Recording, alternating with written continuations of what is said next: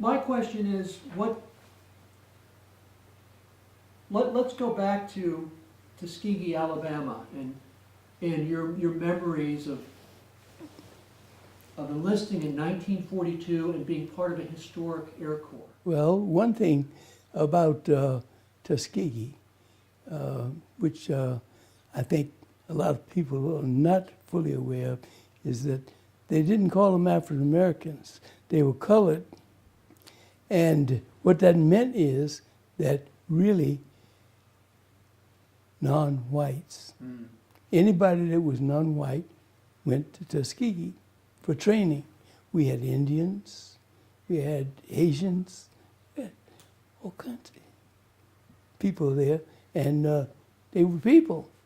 And we never made any reference to anything about African American until many years later when that became a popular cliche. But I think myself, that the day will come soon when we will be not hyphenating Americans. Americans are Americans, not African Americans, Asian Americans, Indian Americans, or anything that needs to qualify it American.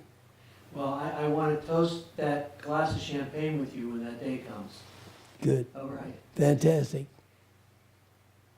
You were, though, part of a historic group in that men of color were not allowed to be part of the Air Corps until this moment. So what does being part of history mean to you?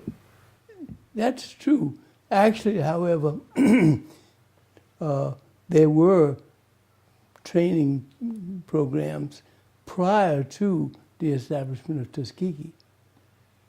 And when Lindbergh made one of his famous tours around the world, he came back and he told him, he said, those people in Europe are getting ready for things. They are training people to fly. So our guys, they listened, and soon they had something here. It was called CPT, Civilian Pilot Training. And they would put it into some various schools around the country. First thing you had to be was they required you to have 2 years of college in order to get into this program, or be in your second year to get into the program. And what they did was to assign pilots there. They taught meteorology and taught introduction to aerodynamics and things of that sort, so that all of those things that were going to be necessary for people to later possibly be military pilots were given, and blacks were in the program. I was in the program. My license came in 1939. And did you feel at the time that you were part of history, part of a civil rights change in America? Yeah, we could see some of those things. However, when I was brought up in New York, even though I was born in South Carolina, but I was brought up in New York, and I lived in many types of neighborhoods when I was in New York. I lived in a Jewish neighborhood, and when I was living in a Jewish neighborhood, my brother and I, we were the only blacks in the school.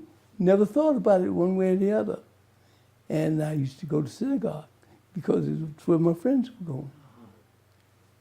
Never thought of it. Then later, my mother and father saw a reason to relocate to Manhattan, and I did other things. What was the training like, and what was your anticipation before you went overseas to fight in war? I mean, well, actually, we stayed pretty busy because the programs are rush programs, because they needed to get pilots into the field. And then they needed to have enough pilots, for instance, to form an organization. Now, the first organization that they formed of black pilots was the 99th, and it was a squadron. And a squadron normally is fathered by a group. So when they went overseas, they were actually attached to a white group. Now, for the most part, they flew as a unit, but as things started to move along, they were sometimes gradually being integrated into the operation and flying along with the white pilots in those groups. You were part of the 332nd. I was part of 332nd. And 332nd is a group. And initially, it was composed of 3 squadrons, the 100th, 301st, and 302nd. And these 3 squadrons, this group went overseas and was initially, I was in it, assigned to the 12th Air Force. And the 12th Air Force missions that we had were important, but not the kind of missions, that didn't mainstream. Like we would go out and fly cover for ship convoys that were coming in. And we couldn't do anything to the submarine ourselves, but we could see it and point and pass the messages on to them that you're being trailed by a submarine, or that there's a submarine in this location and so forth. And then what they would do is dispatch Navy aircraft, not Navy aircraft, but Navy ships to attack them or neutralize it. You were based in Italy for World War II? I came in through Africa, and Italy is essentially the basic base, yes. And we were on the West Coast initially, in a place like Cava d'Italia, and which is close to Salerno.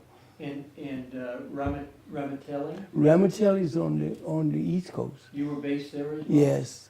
When we were based on the at Ramatelli, we were now transferred from the 12th Air Force to the 15th Air Force. Now, the 12th Air Force is a tactical Air Force. 15th Air Force was a strategic Air Force.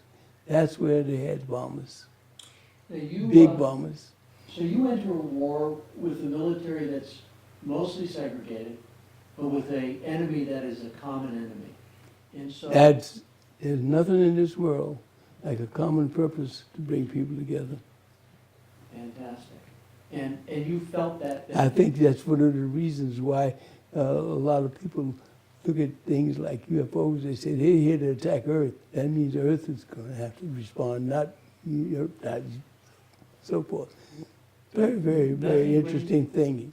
Nothing brings people together like a common couple. Common, that's correct. And believe me, if the guy's taking care of me, I don't care what he is. He's a friend. Yes. So you were shot at? I mean, this was war. Oh, yeah, I was shot at. You learn things. My first experience at being shot at was on our very first mission. Beautiful day. We were flying on what was called a fighter suite. Now, fighter suite means you just fly around through enemy territory looking for trouble. Okay. So we are over there looking for these targets of opportunity, and it was just a beautiful day. I couldn't understand. Cloudless, nothing. Then I'll look like back on, and I said, all these black clouds. God, where'd they come from all that quick? Then all of a sudden I saw red, and I said, somebody's shooting us. So now you start taking avoidance action. In other words, if you just sit there, pretty soon they'll zero in on your altitude and your speed and so forth and have a better chance to hit you. But if you move it around, they can't. They have a hard time. And you mentioned to me that you lost tent mates. You lost Yes. people close to you. Yes, I lost the people that lived with me. The very first guy that we lost, he was captured early in the war. The second one was killed during transition from P-47s to P-51s, and he was flying a P-51. And what he did was to fly over the area low and do a roll, and unfortunately lost control, hit the ground and killed himself. Then the next one, he became a prisoner of war too. He wrote a book